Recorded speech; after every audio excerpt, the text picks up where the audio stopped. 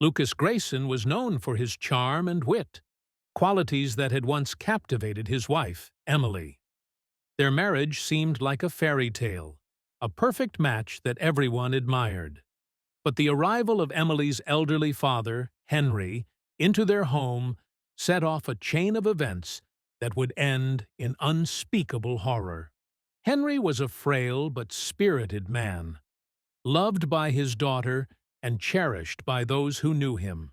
When Emily decided to bring him to live with them, she believed it was the right thing to do, a way to care for him in his twilight years. Lucas, however, saw it differently. He viewed Henry as an intruder, a threat to his domestic bliss. As tensions escalated, Lucas's resentment turned to desperation. In a moment of madness, he concocted a deadly plan to rid himself of the man he blamed for his misery. What followed was a chilling tale of premeditated murder, a crime that would leave an indelible mark on all who were touched by it. Lucas and Emily's relationship began like a whirlwind romance. They met at a friend's party, where Lucas, a successful advertising executive, was immediately smitten by Emily's grace and kindness. She worked as a nurse, and her compassionate spirit matched well with Lucas's driven, goal-oriented approach to life. After a brief courtship, they married and settled into a beautiful home in the suburbs. Henry Martin had lived a full life. Widowed for nearly a decade, he had maintained his independence in a modest house in town. But his health had begun to decline, and Emily, ever the devoted daughter, felt it was her responsibility to care for him. Henry had always been a nurturing presence in Emily's life, and she couldn't bear the thought of him being alone. Initially, Lucas and Henry got along well enough. Henry was polite and grateful, and Lucas, though slightly apprehensive, made an effort to welcome his father-in-law. But as weeks turned into months, the strain of their living arrangement began to show. Henry's constant presence disrupted the couple's privacy and routine, and Lucas felt increasingly sidelined in his own home. Emily, caught between her husband and her father, tried to balance their needs. She was patient and kind, hoping that time would ease the tension. But Lucas's discontent only grew. He confided in his friends about the stress he was under, seeking advice on how to cope. Some suggested patience, while others hinted that Emily's loyalty to her father might always overshadow her marriage. The situation worsened as Henry's health declined further. He required more care and attention, which fell primarily on Lucas during the day while Emily was at work. The constant demands wore on him, leading to frequent arguments with Emily. She, in turn, became defensive and frustrated, unable to understand why Lucas couldn't be more accommodating. Lucas's resentment festered, turning into a simmering rage. He felt trapped, his life overshadowed by an elderly man who seemed to sap all the joy from his marriage. As his desperation grew, Lucas's thoughts took a darker turn.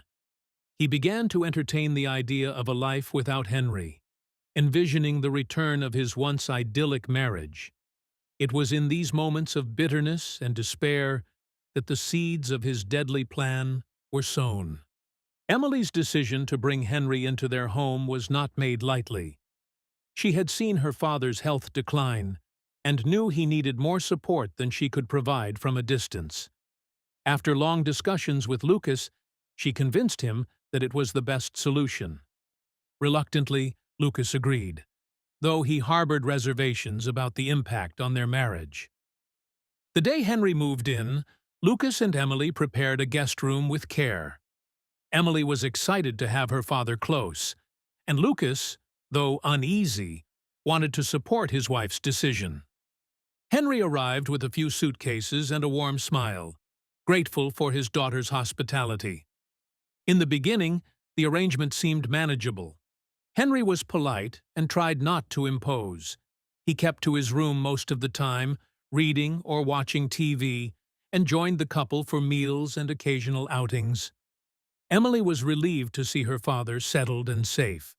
But Lucas began to feel the strain almost immediately. Henry's presence altered the dynamics of the household. Dinner conversations that once flowed easily between Lucas and Emily now included Henry's comments and stories. Emily's attention was divided, and Lucas found himself missing the intimacy they once shared.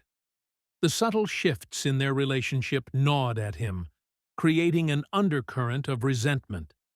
The first major conflict arose over household routines. Henry, accustomed to his way of doing things, often interfered with Lucas's established methods. He would rearrange the living room, critique Lucas's cooking, or offer unsolicited advice on household repairs. Lucas, who prided himself on maintaining an orderly home, felt undermined and disrespected.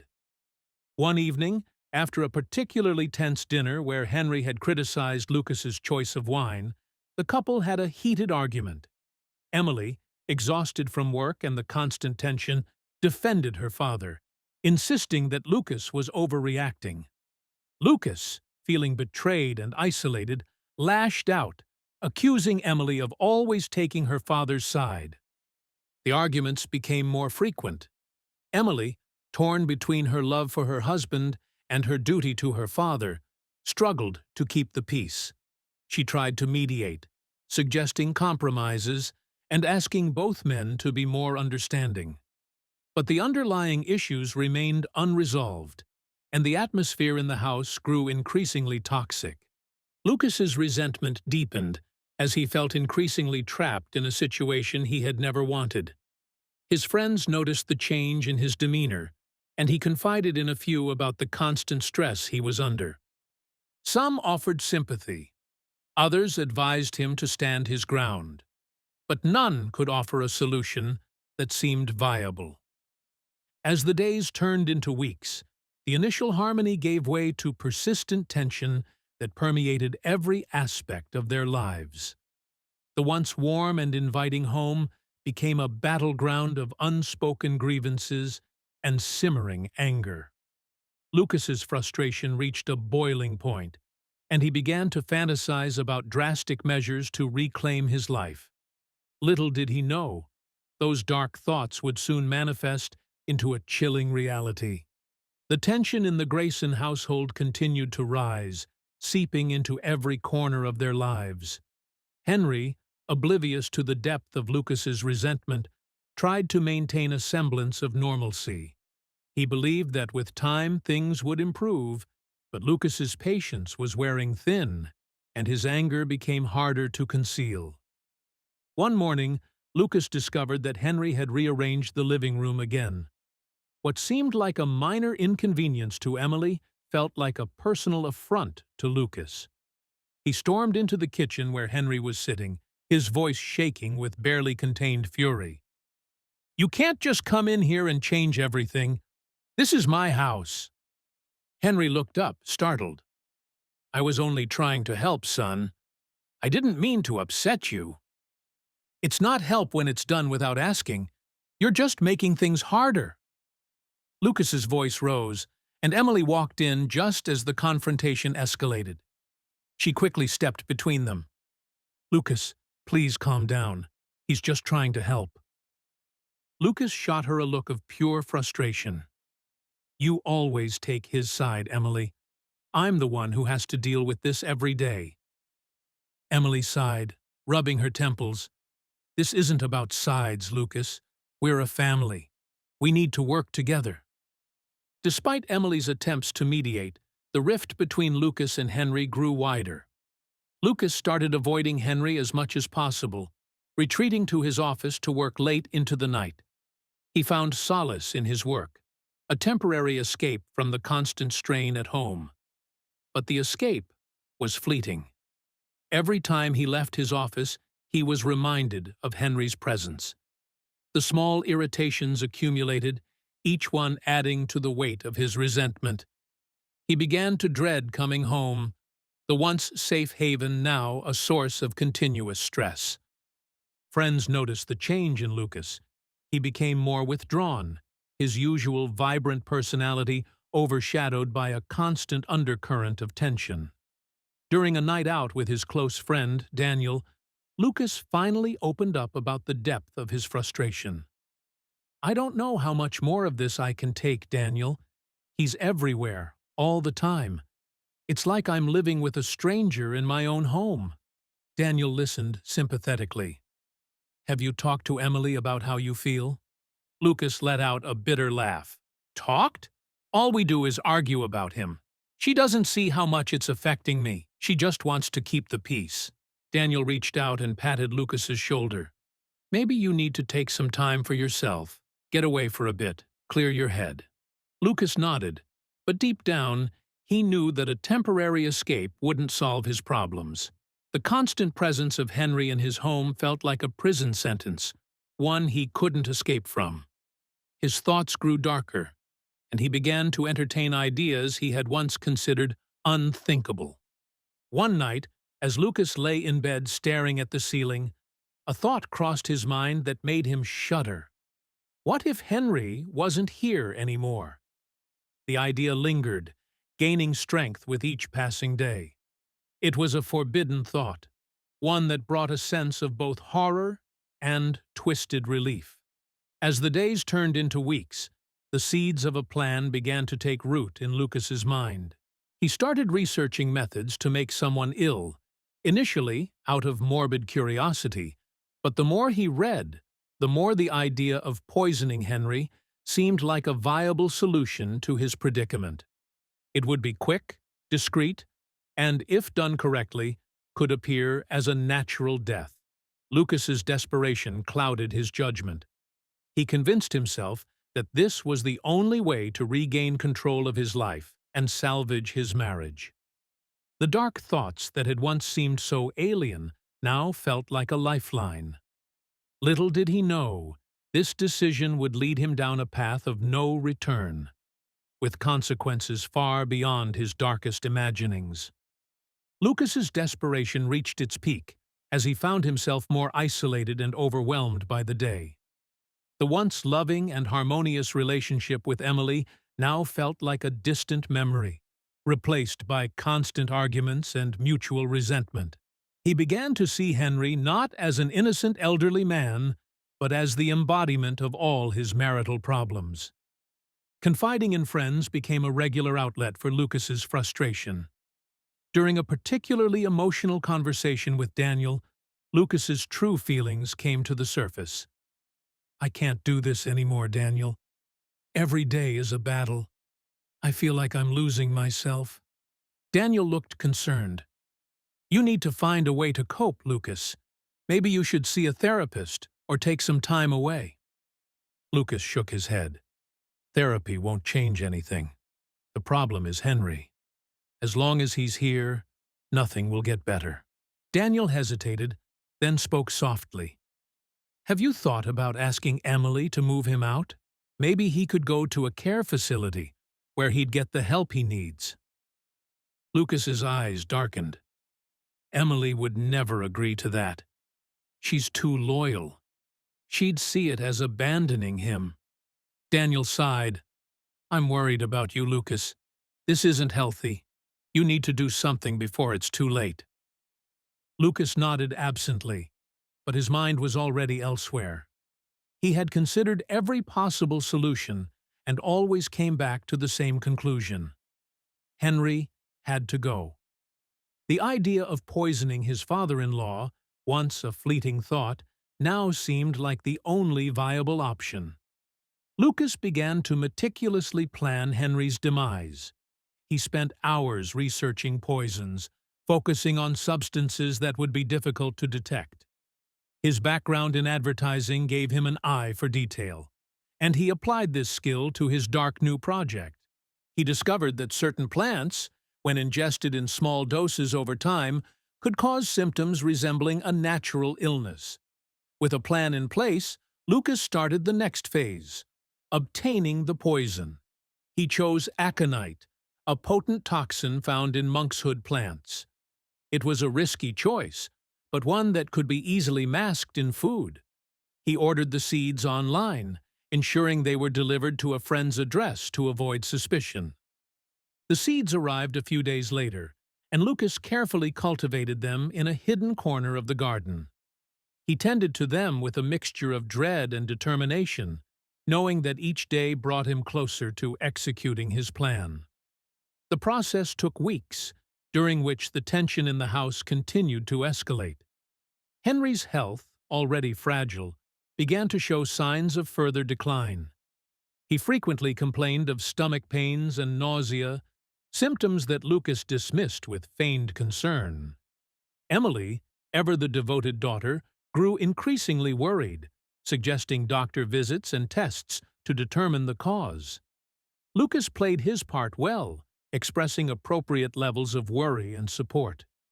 He accompanied Henry to the doctor, reassuring Emily that they were doing everything possible.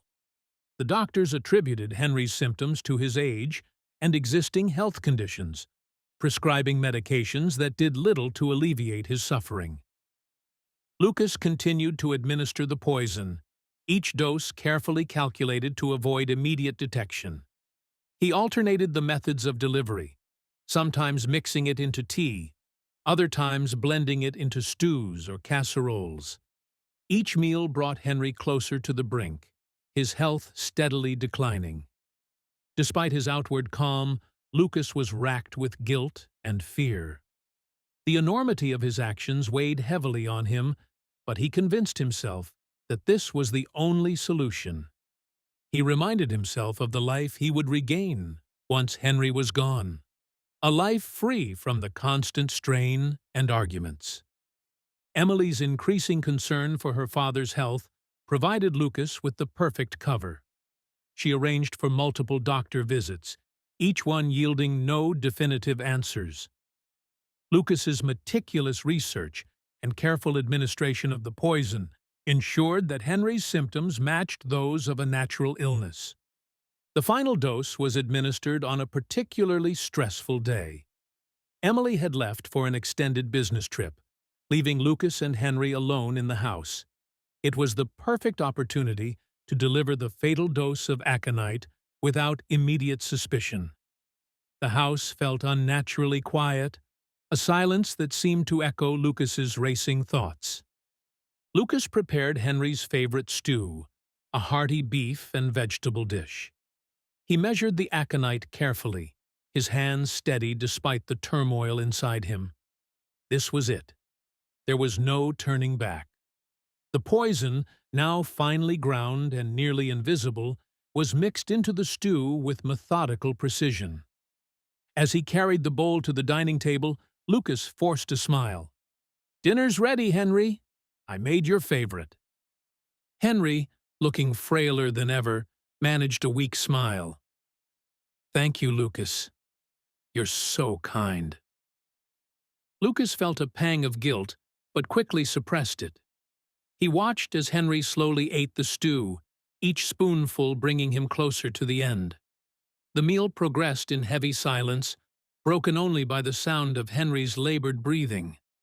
As the poison took effect, Henry's discomfort became evident. He clutched his stomach, his face contorted in pain. Lucas maintained his facade of concern, suggesting they call a doctor, but the symptoms progressed rapidly, and soon Henry was struggling to breathe. Lucas dialed 911, his voice filled with feigned panic. "My father-in-law is very ill. Please send an ambulance quickly." The paramedics arrived within minutes, finding Henry in severe distress. They rushed him to the hospital, with Lucas following closely behind. In the sterile confines of the emergency room, Lucas watched as the doctors and nurses worked frantically to save Henry. He maintained his act, shedding tears and expressing worry, but inside he felt a grim sense of relief. Despite their efforts, Henry's condition deteriorated rapidly. The poison had done its job, and within hours, Henry passed away.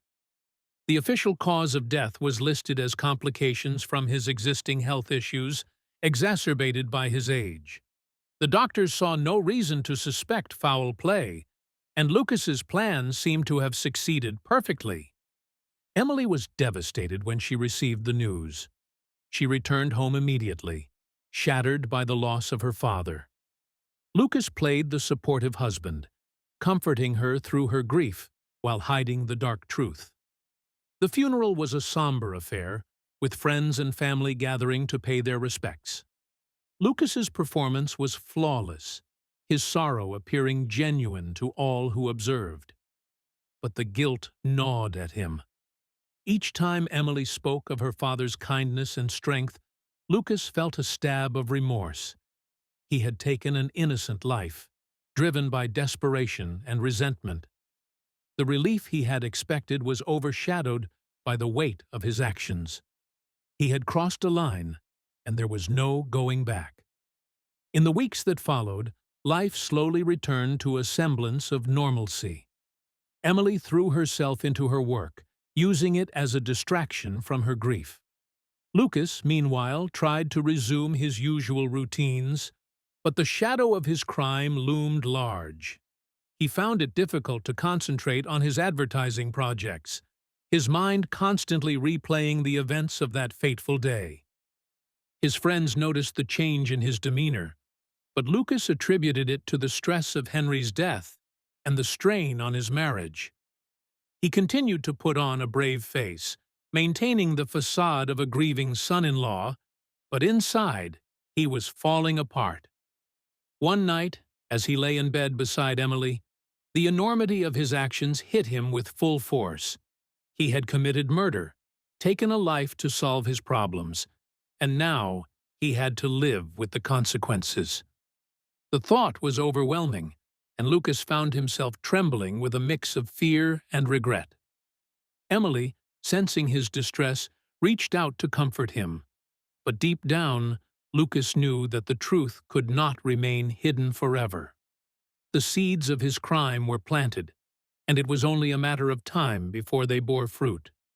Lucas's carefully constructed world was built on a foundation of lies, and as the days passed, he began to realize that the price of his actions would be far greater than he had ever imagined. In the aftermath of Henry's death, life in the Grayson household settled into a somber routine.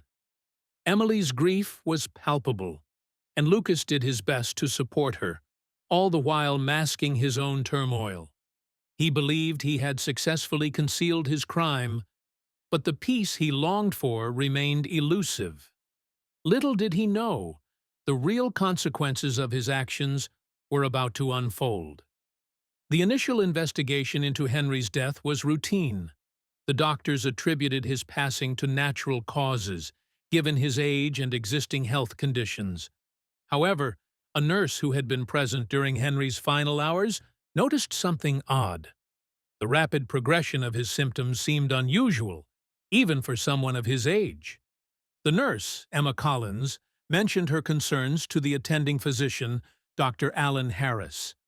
Emma was experienced and meticulous, not one to jump to conclusions. Dr. Harris, although initially dismissive, agreed to review Henry's case notes. Upon closer inspection, he too found the rapid deterioration puzzling. They decided to conduct a more thorough autopsy, just to be sure. The autopsy revealed traces of a toxin in Henry's system, something that should not have been there. Dr. Harris immediately alerted the authorities, and the case was escalated to the local police department. Detective Laura Rogan was assigned to lead the investigation. Detective Rogan was a seasoned investigator with a keen eye for detail. She began by interviewing the medical staff who had attended to Henry, gathering information about his symptoms and the timeline of his decline. The discovery of the toxin raised alarm bells, and Rogan knew this was no ordinary case. Next, Rogan turned her attention to the Grayson household. She interviewed Emily first, who was devastated by the news of potential foul play. Her genuine shock and grief were evident, and Rogan quickly ruled her out as a suspect. Lucas, however, presented a more complex picture. Lucas was composed during the interview, expressing appropriate levels of sadness and concern, but Rogan sensed something was off. There was a guardedness in Lucas's demeanor, a subtle tension that didn't sit right. Rogan had seen it before. the signs of someone hiding something. Lucas, when questioned about Henry's health, reiterated the doctor's findings. He played the role of the caring son-in-law, describing how he had tried to make Henry comfortable and had taken him to the doctor multiple times. But his story seemed rehearsed, and Rogan made a mental note to dig deeper. The detectives decided to search the Grayson house, focusing on areas where they might find evidence of poison. Lucas grew increasingly anxious as they combed through the kitchen, the garden, and his office. He tried to maintain his composure, but the stress was evident in his trembling hands and forced calm. In the garden, the detectives found a small patch of monkshood plants, the source of aconite. Rogan's suspicions grew. She sent samples to the lab for analysis, and the results confirmed the presence of aconite, the same toxin found in Henry's system. The breakthrough came when the detectives discovered Lucas's internet search history. His computer revealed extensive research on poisons, specifically aconite, and methods of administering it. The evidence was damning, painting a clear picture of premeditated murder. Rogan confronted Lucas with the findings. In the face of irrefutable evidence, Lucas broke down. The facade crumbled, and he confessed to the crime, his voice filled with a mixture of guilt and desperation. He explained how the strain of living with Henry had driven him to commit the unthinkable, believing it was the only way to save his marriage. The confession shocked Emily to her core. The man she loved, the man she thought she knew, had murdered her father. Her world shattered, and she struggled to comprehend the depth of Lucas's betrayal. The couple's friends and family were equally stunned, unable to reconcile the image of the charming, successful Lucas with that of a cold-blooded killer. Lucas's arrest sent shockwaves through the community. The trial was set to begin 3 months after Lucas's arrest. The prosecution, led by District Attorney Michael Reed, presented a compelling case, built on the extensive evidence gathered by Detective Rogan and her team. The jury deliberated for several days, weighing the evidence and testimonies presented. The community held its breath, waiting for the verdict. When the jury finally returned, the atmosphere in the courtroom was tense. The foreman stood and read the verdict: guilty of second-degree murder. Lucas was sentenced to 25 years in prison, with the possibility of parole after 15 years. The sentence reflected the severity of his crime while also acknowledging the mitigating circumstances presented by the defense. The verdict brought a bittersweet sense of closure. Justice had been served, but the scars left by Lucas's actions would never fully heal. The trial's conclusion marked the end of a tragic chapter for the Grayson family. Emily, now faced with the task of rebuilding her life, decided to leave the home she had once shared with Lucas. The house, once a place of happy memories, had become a constant reminder of her loss. She moved to a different city, seeking a fresh start and hoping to find some semblance of peace. In the end, the Grayson family saga served as a stark reminder of the destructive power of desperation and the importance of compassion, understanding, and mental health support. It was a story that underscored the fragile nature of human relationships and the devastating consequences that could arise when those bonds were pushed to their breaking point.